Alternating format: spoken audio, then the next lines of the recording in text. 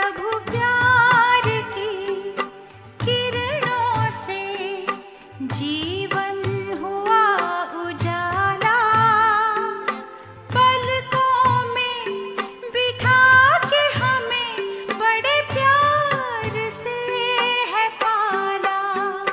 प्रभु प्यार की किरणों से जीवन हुआ उजाला, पलकों में बिठा के हमें बड़े प्यार से है पाला।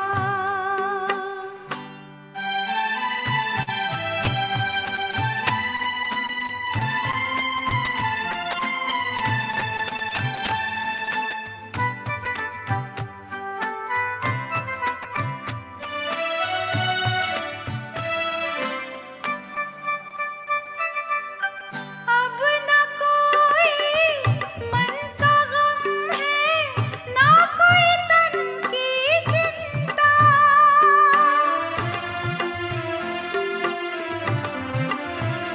हो अब न कोई मन का गम है, ना कोई तन की चिंता। बेफिक्र हम हो गए हैं, साथ है जग परम पिता। महिमा के सागर है वो, सबका वो रखवाला। प्रभु प्यार की किरणों से जीवन हुआ उजाला, पलकों में बिठा के हमें। ओम शांति। आज 13 अगस्त 2021। बाबा के महावाक्य है, मीठे बच्चे, मनमना भव की ड्रिल सदा करते रहो तो 21 जन्मों के लिए रुष्ट पुष्ट यानी निरोगी बन जाएंगे। मनमना भव की ड्रिल सदा करते रहो तो 21 जन्मों के लिए निरोगी बन जाएंगे।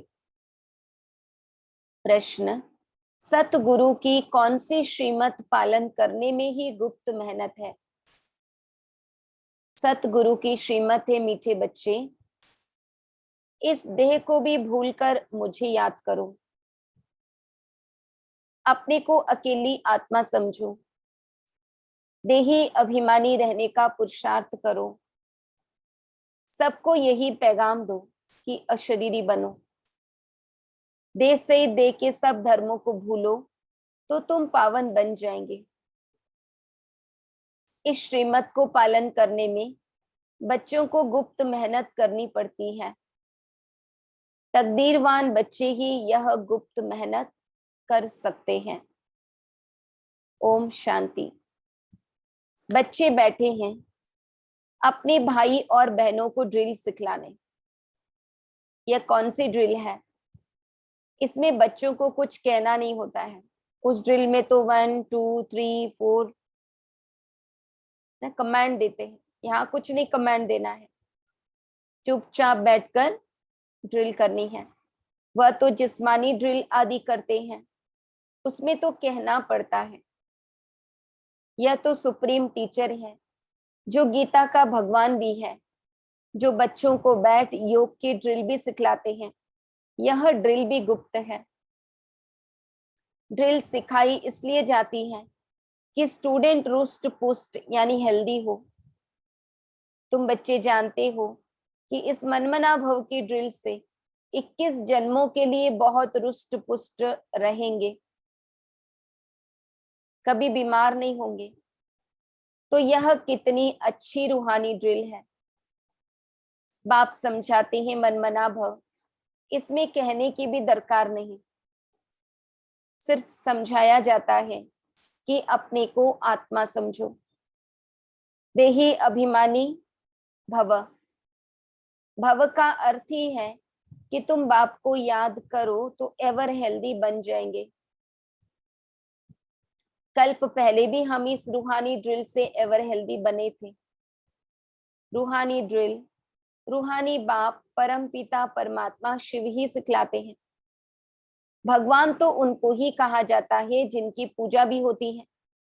शिवाय नमः भी कहते हैं ना, ब्रह्मा देवता नमः, शिव परमात्मा नमः कहेंगे। यह ड्रिल कोई जिस्मानी मनुष्य नहीं सिखलाते हैं। ऐसे नहीं कि तुमको यह ड्रिल ब्रह्मा ने सिखाई है, नहीं। भल ब्रह्मा कुमार कुमारियां कहलाते हो, परंतु चिट्ठी पर भी लिखते हो शिव बाबा केयर ऑफ ब्रह्मा, वह तो गुप्त हो गया। लेकिन मनुष्यों को कैसे पता पड़े? ब्रह्मा तो प्रजापिता है, तो सारी दुनिया उनके बच्चे हैं। प्रजापिता है ना। ड्रिल सिखलाने वाला तो निराकार बाप है, वह गुप्त है। बाबा कहते यहाँ ड्रिल सिखलाने वाला दिखता नहीं है। गुप्त होने के कारण मनुष्यों को समझने में भी डिफिकल्टी होती है। ब्रह्मा को तो भगवान नहीं कहा जाता, यहाँ नाम ही दिखाते हैं ब्रह्मा कुमार कुमारियां, अर्थात ब्रह्मा की संतान। जब कोई आता है तो उनको समझाना है कि यह नई दुनिया रचने वाला ब्रह्मा नहीं है, लेकिन निराकार बाप है जो ब्रह्मा द्वारा रचना रचते हैं। पारलौकिक परम पिता परमात्मा ब्रह्मा द्वारा रचते हैं, गोया सुप्रीम सोल की रचना हुई। तुम पत्र के ऊपर लिखते हो शिव बाबा केयर ऑफ ब्रह्मा, तो यह भी याद करने की युक्ति है। शिव बाबा सिखलाते हैं ब्रह्मा द्वारा, बस सिर्फ कहते हैं मनमना भव, और कोई तकलीफ नहीं दी जाती।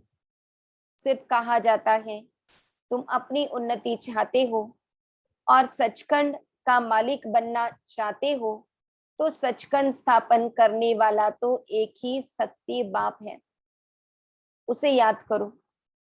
बेहद का बाप ही आकर बच्चों को कहते हैं कि मुझे याद करो तो पापों से मुक्त होंगे। कृष्ण को पतित पावन नहीं कहा जाता है, सिवाय परम पिता परमात्मा के और कोई नाम नहीं लेंगे। बाबा कहते गॉड फादर ही कहेंगे। सब उनको फादर कहते हैं, फिर उनको सर्वव्यापी कैसे कह सकते? कहते हैं वह आते हैं लिबरेट करने के लिए। शिव बाबा आते हैं लिबरेट करने के लिए, उद्धार करने के लिए। यह मनुष्य नहीं जानते, तो कल्प की आयु ही उल्टी लिख दी है। अब बच्चों को यह ड्रिल करनी है। ज्ञान तो मिला हुआ है, जब बैठते हो तो अपने को देही समझकर बाप को याद करो तो विकर्म विनाश होंगे। टीचर सामने बैठता है गद्दी पर तो शोभता है। कायदा है कि ड्रिल कराने के लिए टीचर जरूर चाहिए। कोई बड़ा टीचर तो कोई छोटा टीचर होता है। अब तुम्हारा इम्तिहान लेने की कोई दरकार नहीं, क्योंकि तुम खुद जानते हो कि हम कितना समय मोस्ट बिलेवेड बाप को याद करते हैं। ब्रह्मा कोई मोस्ट बिलेवेड नहीं है। बिलेवेड मोस्ट वह है जो सदा पावन है। तुम बच्चे जानते हो कि सबसे प्यारा कौन है? मनुष्य परमात्मा को ही याद करते हैं, हे दुखहर्ता सुखकर्ता। उसको लिबरेटर भी कहते हैं, अर्थात दुखों से मुक्त करने वाला। तो बच्चों को अपना पुरुषार्थ करना है। ड्रामा प्लान अनुसार यह दुनिया पावन होनी जरूर है, और पावन दुनिया बनने के लिए आग लगनी है। यह भी जानते हो आग कैसे लगेगी? बाबा ने कहा गोला बारूद बम्स फटेंगे। विनाश होने बिगर दुनिया पावन बन नहीं सकेगी। यह है रुद्र ज्ञान यज्ञ। रुद्र और शिव कोई फर्क नहीं है, परंतु शिव नाम है मुख्य, बाकी तो अपनी अपनी भाषा में अनेक नाम रख दिए हैं। असुल नाम है शिव। शिव जयंती भी मनाते हैं। भारत में ही शिव जयंती मशहूर है। बेहद के बाप की शिव जयंती है तो आते भी जरूर होंगे, ऐसे तो किसी की जयंती नहीं मनाई जाती। शिव बाबा का नाम वाला है, ब्रह्मा द्वारा स्वर्ग की स्थापना कराने वाला है। तो ऊंच ते ऊंच बाप को याद करना पड़े। ब्रह्मा ऊंच ते ऊंच नहीं है, वास्तव में ब्रह्मा ऊंच से ऊंच बनते हैं। ऊंच से ऊंच बाप उन्हें ऊंच से ऊंच बनाते हैं, फिर नीचे भी उतरते हैं। तुम बीके भी नीचे थे, अब ऊंच बन रहे हो, एकदम ऊंच बाप के घर चले जाएंगे। तुम इस समय त्रिकालदर्शी बन रहे हो। तुम खुद जानते हो कि हम ही स्वदर्शन चक्रधारी हैं। हम ब्रह्मांड और सृष्टि के आदि मध्य अंत को जानने वाले हैं। ब्रह्मांड अर्थात ऊंच, जहां सभी आत्माएं निवास करती हैं। दुनिया में कोई और नहीं जो समझाए कि मूल वतन में आत्माएं रहती हैं। विश्व और ब्रह्मांड अलग अलग है। आत्माएं रहती हैं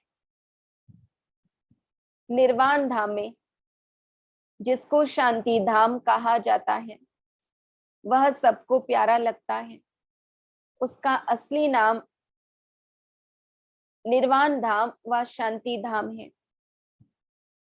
आत्मा का स्वरूप है शांत, एक शांति धाम, फिर है मूवी धाम, और यह है टॉकी धाम। मूवी धाम में जास्ती रहने का नहीं है, सूक्ष्म वतन में जास्ती रहने का नहीं है। शांति धाम में तो बहुतों को रहना होता है, और कोई स्थान नहीं है। आत्मा जब बाप को और घर को याद करती है तो ऊपर में याद करती है, परम धाम में। बीच के धाम को तो तुम्हारे सिवाय और कोई नहीं जानते हैं। मनुष्यों को तो इतना ज्ञान है नहीं, सिर्फ कहते हैं ब्रह्मा विष्णु शंकर सूक्ष्म वतन में रहते हैं, बाकी उन्हों के ऑक्यूपेशन का पता नहीं है। 84 जन्म लेते हैं। ब्रह्मा सो विष्णु, विष्णु सो ब्रह्मा है। यह है लीप युग, यह थोड़े समय का है। जैसे पुरुषोत्तम मास कहा जाता है, यह तुम्हारा हीरे जैसा उत्तम बनने का ऊंच जन्म है। शूद्र से ब्राह्मण बनना सबसे उत्तम है। ब्राह्मण बनते हो तो दादे का वर्षा लेने के हकदार बनते हो। बाबा के बने तो बाबा के संपत्ति के हकदार बन गए। बाप बच्चों को कहते हैं, बच्चे सदैव मनमना भव। बाप का मैसेज सबको देते रहो। बाप को कहा ही जाता है मैसेंजर, और कोई भी मैसेंजर अथवा पैगंबर नहीं है। वह तो आकर अपना धर्म स्थापन करते हैं। पैगंबर सिर्फ एक है, वही आकर तुमको पतित बनने का पैगाम देते हैं। वह आते हैं धर्म स्थापन करने। वह कोई वापिस ले जाने वाले गाइड नहीं है। वह तो एक ही सतगुरु, सदगति देने वाला है, सच बोलने वाला, सच्चा रास्ता बताने वाला तो एक ही परमपिता परमात्मा शिव है। तो बहुत गुप्त मेहनत करनी है बच्चों को। अभी तुम जानते हो कि हमको यह देह भूलकर एक बाप को याद करना है। शरीर छूटा तो सारी दुनिया छूट जाती है, आत्मा अकेली बन जाती है। बाप कहते हैं देही अभिमानी बनो तो फिर कोई भी मित्र संबंधी याद नहीं पड़ेंगे। हम आत्मा हैं, हम चले जाएंगे बाप के पास। बाप राय देते हैं कि तुम मेरे पास कैसे आ सकते हो। यह बाबा भी नामी ग्रामी है। इन द्वारा बाप सभी आत्माओं का गाइड बन मच्छरों सदृश वापिस ले जाते हैं। यह यथार्थ ज्ञान सिर्फ तुम बच्चों की बुद्धि में है। तुमको पांडव सेना भी कहते हैं। पांडव पति स्वयं साक्षात परम पिता परमात्मा है, जो तुम बच्चों को ड्रिल सिखला रहे हैं। हूबहू कल्प पहले मुआफिक। जब विनाश होगा तो सब आत्माएं शरीर छोड़ चली जाएंगी। सतयुग में जब थोड़ी आत्माएं हैं तो एक राज्य है, अभी अनेक हैं, फिर जरूर एक होगा। यह ज्ञान सारा दिन बुद्धि में सिमरण करना है। बच्चों को प्रदर्शनी पर भी समझाना है। जब न्यू दिल्ली थी तो नया भारत था। एक ही आदि सनातन देवी देवता धर्म था। आदि सनातन कोई हिंदू धर्म नहीं था। हम ब्राह्मण सो देवता बनते हैं, यह और धर्म वाले मानेंगे नहीं। बाबा कहते जो पहले आते हैं वही 84 जन्म लेते हैं। यह है बिल्कुल सहज समझने की बातें। अब तुम बच्चों की बुद्धि में है कि अब नाटक पूरा होता है। सभी एक्टर्स आ गए हैं। 84 जन्म पूरे किए, अब फिर घर चलना है, क्योंकि बहुत थक गए हो ना। भक्ति मार्ग है ही थकने का मार्ग। बाप कहते हैं अब मेरे को याद करो, औरों को भी पैगाम दो कि देह सहित देह के सब धर्म छोड़ अपने को आत्मा समझ बाप को याद करो। अशरीरी बनो तो पावन बन जाएंगे, क्योंकि अब वापिस घर चलना है। मौत सामने खड़ा है। यहाँ भी बच्चे बाप के पास सम्मुख रिफ्रेश होने आते हैं। बाप सम्मुख बच्चों को समझाते हैं कि बच्चे देह अभिमान छोड़ मामेकम याद करो। यह पुरानी दुनिया अब खत्म होनी है। तुम एक बाप को याद कर पवित्र बनेंगे तो पवित्र दुनिया के मालिक बनेंगे। अगर मेहनत नहीं करेंगे तो फल भी नहीं मिलेगा, फिर सजा खानी पड़ेगी। बाप कहते हैं अपनी कमाई जमा करते रहो और दूसरों को भी निमंत्रण दो। बाप का रास्ता भी बताओ। तुम बच्चों को भी कल्याणकारी बनना है। अपने मित्र संबंधियों का भी कल्याण करना है। यहाँ तुमको देही अभिमानी बनाया जाता है। महामंत्र देते हैं। प्राचीन योग बाप ने ही आकर सिखाया है, जिसके लिए ही गाया जाता है योग अग्नि से पाप दग्ध हो जाएंगे। कल्प पहले भी यही इशारा मिला था। बाप इशारा देते हैं कि अपने को आत्मा समझ मुझे याद करो। रहो भल अपने गृहस्थ व्यवहार में। गाया हुआ है कि शरण पड़ी में तेरे। यह भी होता है जब कोई दुखी होते हैं तो ऊंच ताकत वाले की जाए शरण लेते हैं। यहाँ तो प्रैक्टिकल में है। जब बहुत दुख देखते हैं, सहन नहीं कर सकते हैं, लाचार होते हैं, तो फिर भागकर आए बाप की शरण लेते हैं। शुरू शुरू में कितनी आत्माओं ने घर से भागकर बाबा के पास शरण ले ली, क्योंकि घर में उनको बहुत सितम सहन करने पड़ रहे थे, जबकि वो ज्ञान मार्ग में चलने लगे। बाबा कहते सदगति तो सिवाय बाप के कोई दे न सके। बच्चे जानते हैं कि पुरानी दुनिया विनाश होनी है, तैयारी हो रही है। इस तरफ तुम्हारी स्थापना की तैयारी, उस तरफ विनाश की तैयारी है। स्थापना हो गई तो विनाश भी जरूर होना है। तुम जानते हो कि बाबा आया है स्थापना कराने, इन द्वारा वर्षा भी जरूर मिलेगा। बाकी प्रेरणा से थोड़ी काम चलता है। टीचर को कहेंगे क्या हम आपकी प्रेरणा से पढ़ लेंगे? प्रेरणा से अगर सब कुछ होता तो शिव जयंती क्यों मनाई जाती? प्रेरणा से करने वाले की तो शिव जयंती मनाने की दरकार नहीं। बाबा कहते जयंती तो सभी आत्माओं की होती है। आत्माएं सब जीव में आते हैं, यानी जन्म लेते हैं। आत्मा और शरीर जब मिलते हैं तो पाठ बजाते हैं।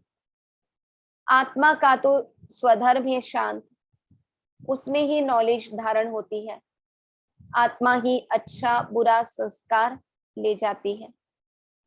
बाप तो स्वर्ग का रचयिता है, वहां तो पवित्रता ही है, अपवित्रता का नाम निशान नहीं है। यह है विषय सागर। कितना क्लियर समझाया जाता है तो भी किसकी बुद्धि में नहीं आता। परंतु तुम किसको भी दोष नहीं देते हो। ड्रामा के बंधन में सब बांधे हुए हैं। तुम समझते हो सीढ़ी से ऊपर से नीचे उतर आए हैं। ड्रामानुसार हमको उतरना ही है। फिर बाप कहते हैं अब चढ़ने के लिए पुरुषार्थ करना है। परंतु जिनकी तकदीर में नहीं है वह ऐसे कहते हैं। जो ऐसे कहते हैं उनसे समझ जाते हैं कि इनकी तकदीर में नहीं है। 2-4 वर्ष चलते चलते भी गिर पड़ते हैं, महसूस भी करते हैं कि हमने बड़ी भूल की है, बड़ी चोट खाई। यह भी आधा कल्प की बीमारी है, कम नहीं है। आधा कल्प के रोगी हैं। भोगी बनने से रोगी बन जाते हैं। निर्विकारी थे तो निरोगी थे, भोगी बने तो रोगी बन गए। तो बाप आकर पुरुषार्थ करवाते हैं। कृष्ण को योगेश्वर कहते हैं। इस समय तुम सच्चे सच्चे योगी हो, क्योंकि बाबा शिव बाबा से सही मायने में बुद्धि योग लगाना सिखाते हैं। योगेश्वर तुमको योग सिखलाते हैं। डायरेक्ट योगेश्वर भगवान हम बच्चों को योग सिखलाते हैं। तुम ज्ञान ज्ञानेश्वर भी हो, फिर बनेंगे राज राजेश्वर। ज्ञान से तुम धनवान बनते हो, योग से निरोगी एवर हेल्दी बनते हो। आधा कल्प के लिए तुम्हारे सब दुख दूर हो जाते हैं। तो इसके लिए कितना पुरुषार्थ करना चाहिए? बाबा कहते आधा कल्प के लिए तुम्हारे सब दुख दूर हो जाते हैं। तो इसके लिए कितना पुरुषार्थ करना चाहिए? अच्छा, मीठे मीठे सिकी लधे बच्चों प्रति मात पिता बाप दादा का याद प्यार और गुड मॉर्निंग। रूहानी बाप की रूहानी बच्चों को नमस्ते। हम रूहानी बच्चों की रूहानी बाप दादा को याद प्यार गुड मॉर्निंग और नमस्ते। धारणा के लिए मुख्य सार।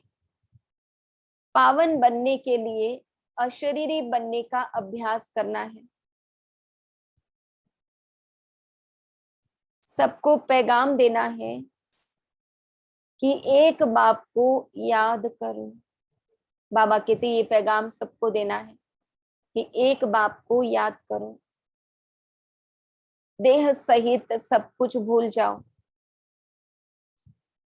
योगेश्वर बाप से योग सीख कर सच्चा सच्ची बनना है। ज्ञान से धनवान और योग से निरोगी एवर हेल्दी बनना है। वरदान। कल्याण की वृत्ति और शुभ चिंतक भाव द्वारा विश्व कल्याण के निमित्त बनने वाले तीव्र पुरुषार्थी भव। कल्याण की वृत्ति और शुभ चिंतक भाव द्वारा विश्व कल्याण के निमित्त बनने वाले तीव्र पुरुषार्थी भव। तीव्र पुरुषार्थी वह है जो सभी के प्रति कल्याण की वृत्ति और शुभ चिंतक भाव रखे। भल कोई बार बार गिराने की कोशिश करे, मन को डगमग करे, विघ्न रूप बने, फिर भी आपका उसके प्रति सदा शुभ चिंतक का अडोल भाव हो। बात के कारण भाव न बदले, हर परिस्थिति में वृत्ति और भाव यथार्थ हो, तो आपके ऊपर उसका प्रभाव नहीं पड़ेगा। फिर कोई भी व्यर्थ बातें देखने में ही नहीं आएंगी, टाइम बच जाएगा। यही है विश्व कल्याणकारी स्टेज। कल्याण की वृत्ति और शुभ चिंतक भाव द्वारा विश्व कल्याण के निमित्त बनने वाले तीव्र पुरुषार्थी भव। श्लोगन: संतुष्टता जीवन का श्रृंगार है, इसलिए संतुष्ट मणि बन संतुष्ट रहो और सर्व को संतुष्ट करो। बाबा कहते संतुष्टता जीवन का श्रृंगार है, इसलिए संतुष्ट मणि बन संतुष्ट रहो और सर्व को संतुष्ट करो। ओम शांति।